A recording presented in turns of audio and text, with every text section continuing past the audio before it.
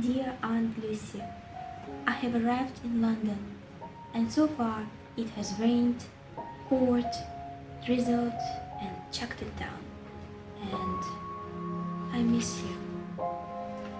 London is not how we imagine it. Hardly anyone says hello or wear hats, and you can no longer simply turn up at the station and get your home. It's hard to see where a bear could ever belong in such a strange, cold city. Luckily, I'm at the Browns, who are letting me sleep in their attic. They have a lovely house, but I'm not going to be allowed to stay. Animal is going straight to the authorities. But what about the explorer? There is no explorer. I'm not putting this family in danger while you go on some wild goose chase. First thing tomorrow, that bear is out of here. The Browns are a very curious tribe. Mr. Brown is something called a risk analyst. He says that having a bear in the house increases the chances of major disaster by 4,000%. Mrs. Brown illustrates adventure stories. Her latest is set in the old tunnels and sewers under London.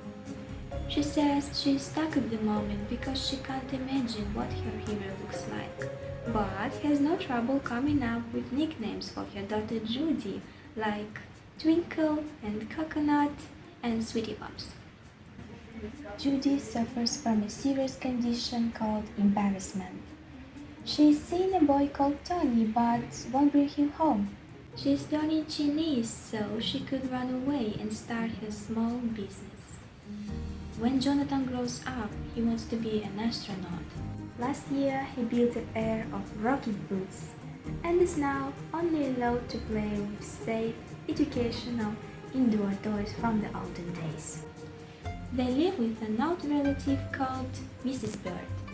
Her husband was in the Navy and she still lacks everything shipshape. Tomorrow they are taking me to the authorities, who will house me in something that is not an orphanage but still doesn't sound like the sort of home we were really hoping for. And then we are going to find the explorer. Love from Pleasanton.